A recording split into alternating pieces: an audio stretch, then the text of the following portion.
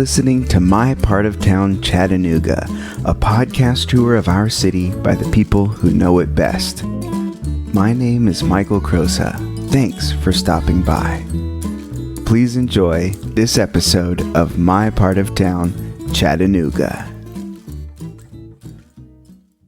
Today, we have a very special guest. We have Mayor Tim Kelly. Thank you. Thank you for having me. Yeah. Cool. Okay, so you've been mayor for 2 years now, right? A little over two, Little over two. 2.5 or so. Nice. Yeah. And so, obviously, this town is your town. But what would you say is your part of town? Well, I mean, I've been all over Chattanooga. I think one of the coolest things about being mayor is going to the little nooks and crannies around Chattanooga that I haven't seen. There aren't many at my advancing age, but yeah, I have gotten to see neighborhoods that I'd never laid eyes on back during the campaign, door knocking, and since then driving around. But I think your question was what my part of town is? Yeah, what's your part of town? So my part of town really, I grew up in North Chattanooga, so I know North Chattanooga like the back of my hand.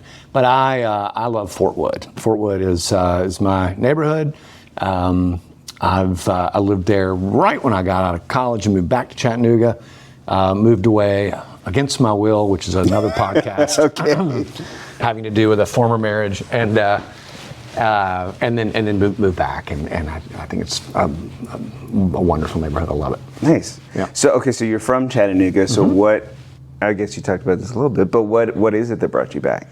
Well, I had been in New York. Loved New York. I mean, still love New York. I have a son that lives there now, but it took me going to New York to really appreciate how special Chattanooga is. Right? For everything from. I mean, look, New York is New York, and the diversity and the offerings, it's a fantastic, certainly the greatest city, in the pure sense of speaking, sure, that I've ever been in.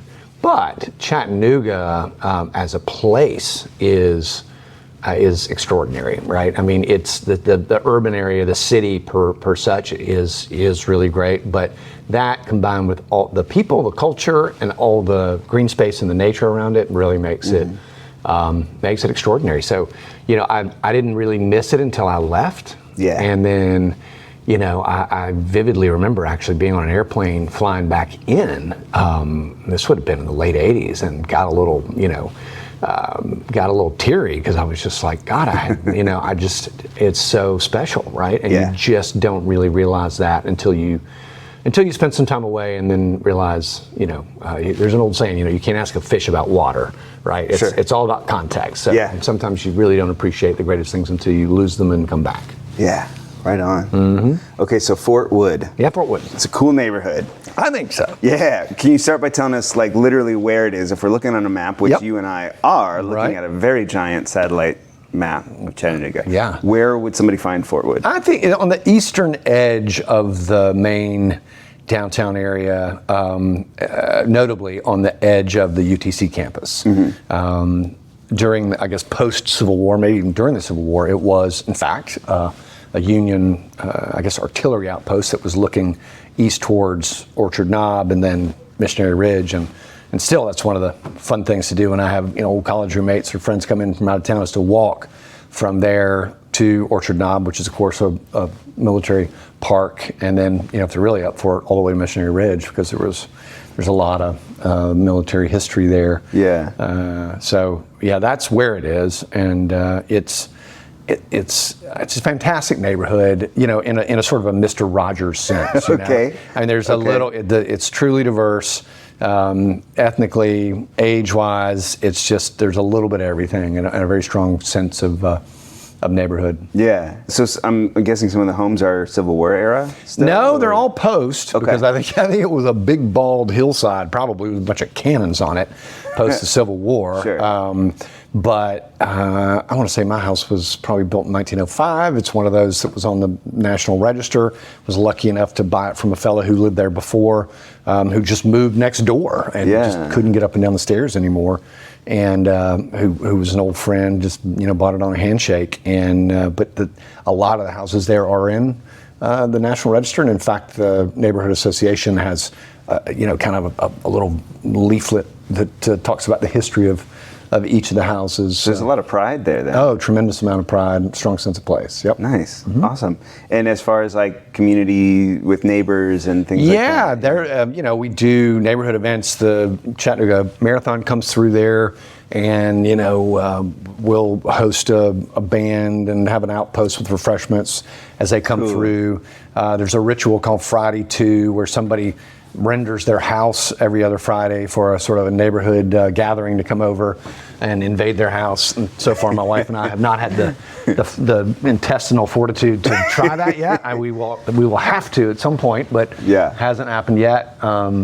And yes, and still notably there's still somewhat controversially still a couple of fraternity houses in the neighborhood, and but.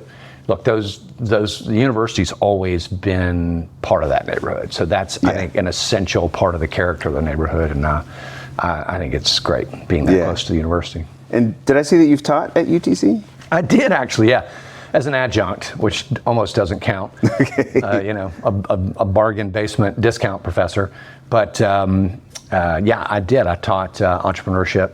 For 2 or 3 semesters, graduate and undergraduate sections. It was tougher than I thought. Okay. Yeah, teach a couple of sections a week. I was teaching 3-hour blocks, and man, if you ask a stand-up comic to do 3-hour blocks, they would laugh at you. Fair enough. And so it's tough. I have great admiration for teachers and for professors in particular, and it's hard work. I enjoyed it, but maybe one of these days I'll go back to it. But currently I'm a little busy. Sure. Don't have time enough for it. So let's talk about that. Being mayor, what was it that inspired you to run for mayor in the first place? Well, somewhat relevant to your podcast. There were a lot of things that led up to it. I've said this 1,000 times, but I was never a very political person. I never ran for anything before in my life. Never ran for student council. But I read a book in 2017, early in 2017, somewhat distressed by the 2016 presidential election and where the state of the world was, called The New Localism by a guy named Bruce Katz, co-written with a guy named Jeremy Novak, who unfortunately has passed away. I have the great good fortune to have gotten to know Bruce Katz since then. Brilliant guy. But that really, really inspired me. The thesis of it essentially is that we're probably thinking about the world all wrong, right? I think partially because of social media and cable television, we turn on the national news and we think that's what matters. Yeah. And it's not. It does matter, right? But what matters most, I'd say we just have our perspective inverted. What matters most is local. Right, and local stuff, local matters, local government, good roads, good jobs, good schools. That stuff is neither red nor blue. It is not political. Right. And so it was a real revelation for me. And on top of that, another important thesis of the book is that revolutions, not too strong a word, in both finance and technology, have made cities now have the power to really improve the lives of their residents in ways that just weren't possible not long ago. And so it was a way for me to kind of shift my perspective away from all the toxic national stuff and just say, look, the reason I moved back here and the reason I stayed here is because I truly believe Chattanooga has the potential to be the best city in the United States. And a lot of people sort of, everybody needs a big hairy goal, everybody chuckles. But I've been a lot of places, and we definitely have our problems, but we have got the best raw material, I think, in the country to work with to get us to live up to really extraordinary potential. So that's what did it for me. Nice. I'd spent a fair amount of time, as much time really, in the philanthropic world as the chairman of the Community Foundation here and as a trustee at Benwood and volunteering at a lot of other nonprofits, to really get a lens on all the issues that Chattanooga faced. And after that, after having read that book and really getting inspired, I thought, you know what, I'm gonna put myself out there, and if I fail, I fail. As I've heard it said before, the only reason to, I think it was Stephen King who said, the only reason to write a book is because you can't not. It's like a baby, it's so you have to get it out of you. Yeah. And for me, that was kind of my campaign, and had I lost, I would have dusted myself off and gone on to something else, but I didn't. Sure. Here I am. Here we are. Yeah. Have there been surprises along the way? Oh my God, yeah, plenty. Plenty of surprises. That's a whole nother, there should be a podcast called Mayoral Surprises. There, I guarantee you could do it. I don't even know where to begin. A lot of surprises. Things don't move as fast as you think. Okay. I've searched that desk drawer top to bottom, and there is no magic wand in there. I mean, you can use the power of the bully pulpit and the power to convene and the occasional executive order, but it's things like public transit, affordable housing, homelessness. Those are really difficult problems that take a tremendous amount of resources and intention and focus over time, consistently, to solve. And if they have been neglected, as many of those things were neglected here for a long time, you're starting in a big ditch and you're trying to dig your way out. And so I was a little naive about how quickly I'd be able to. Now we have made an impact, tremendous impact in some ways quickly, but it is, not that I didn't think it was hard work, but it's really a lot of work, the organizational part of it. It's not hard work to go cut a ribbon. That's the easy part. Yeah. And I think that's the thing. I think another one of those surprises is the big, profound difference between what I would call executive political activity. So, mayors and I guess governors and even presidents, and legislative activity. If you're arguing about, ordinances and bills and so on, and it's a part-time job, then it's a very different exercise and a very different skill set and mindset than if you are, in this case, for all intents and purposes, the CEO of a services company with 2,600 employees, that's in charge of keeping everybody safe, keeping the garbage taken out on time, et cetera, et cetera. Yeah. Very, very, very different things. For sure. Yeah. And yet we're all politicians, Yeah. So what have been some successes, some happy things, some, what's getting you up in the morning, man? Broadly speaking, we've built a really, really great team that is starting to move these big rocks. On affordable housing, for example, homelessness is the most wicked problem we face, but we've had some dramatic declines in the numbers of unsheltered people here, and will continue to. Again, I'm proud of. There are, our fire department is one of the finest in the country, and just continues to gain momentum and get better. What we've got on the board for the Bend and the South Side are going to be fantastic for Chattanooga. Yeah, I've been seeing some of those plans. Yeah, look good. And our Parks and Outdoors plan. Again, we're really just getting started with Scott Martin and his team, but I'm excited about the focus we're putting back on. I mean, if you can believe it, when I came into office, Chattanooga, wait for it, did not have a parks department. No kidding. No kidding. As green as this city is, it was caught up in what I will admit was a noble experiment in creating a department called Youth and Family Development, where they sort of subsumed various elements into this department. But a city as green as Chattanooga, and as much as outdoor recreation has to do with Chattanooga's basic essence, I think it was appropriate to go back to Parks and Outdoors, is what we now call it.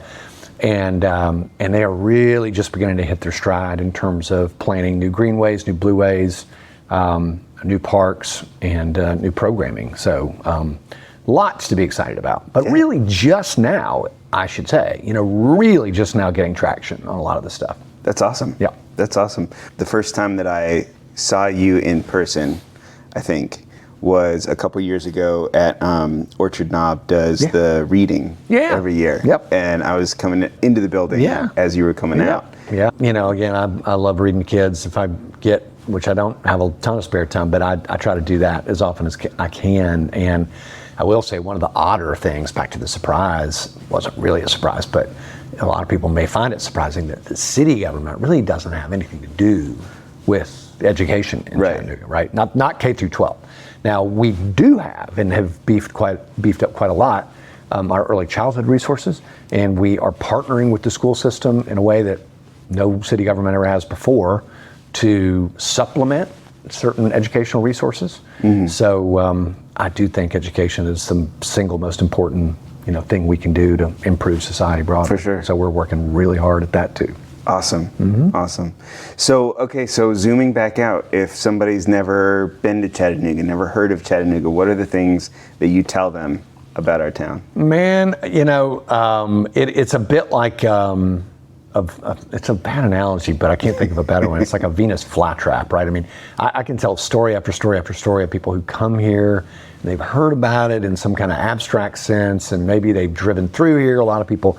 But if people ever come and stay, it has a way of really getting its hooks into you, because the place is beautiful, but the culture is pretty extraordinary. It really is. I mean, I hear that again and again and again from people who've moved here and say, people here want you to succeed. I mean, they're genuinely friendly, they're genuinely helpful, and they're genuinely curious about you and where you came from. And so I think the fabric of the community here is really special, and I've yet to have somebody come here and say, you're full of it. I mean, it's everybody agrees once they've been here a little while. Yeah.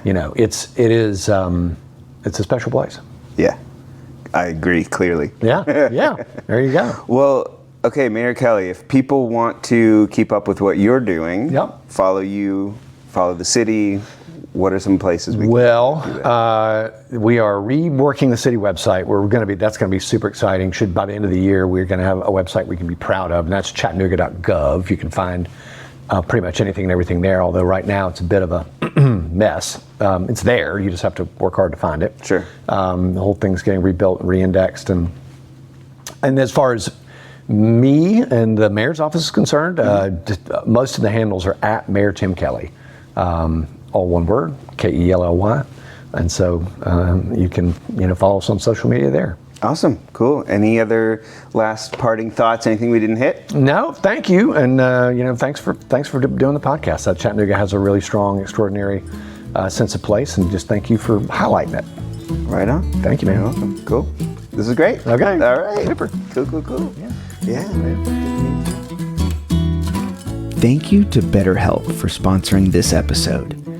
I first learned about BetterHelp from a podcast, and I had a good experience as a client during the pandemic, so I'm really glad that they're here with me now, too. BetterHelp is the world's largest therapy service, and it's 100% online. With BetterHelp, you can tap into a network of over 30,000 licensed and experienced therapists who can help you with a wide range of issues. To get started, all you have to do is answer a few questions about your needs and preferences in therapy. That way, BetterHelp can match you with the right therapist from their network. You can talk to your therapist however you feel comfortable. That could be text, chat, phone, video call. In fact, you can message your therapist at any time and schedule live sessions whenever it's convenient for you. Now, with any kind of therapy, shopping around is important, so if your therapist isn't the right fit for you for any reason, you can switch to a new therapist at no additional charge. With BetterHelp, you get the same professionalism and quality you would expect from in-office therapy, but with a therapist who is custom-picked for you. There's more scheduling flexibility, and it's at a more affordable price. Get 10% off your first month at betterhelp.com/Chattanooga. That's BetterHelp, HELP.com/Chattanooga. Chattanooga has 2 T's, 2 O's, and 1 of everything else. BetterHelp.com/Chattanooga.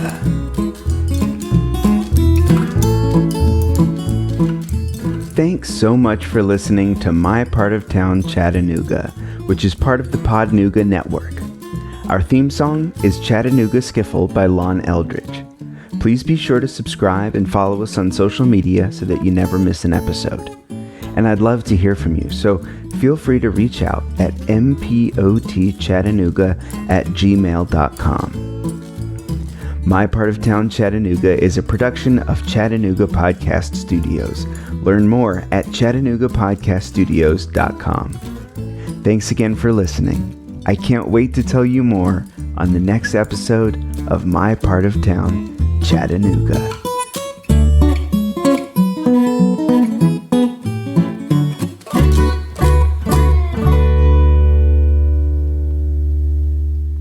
Intestinal fortitude.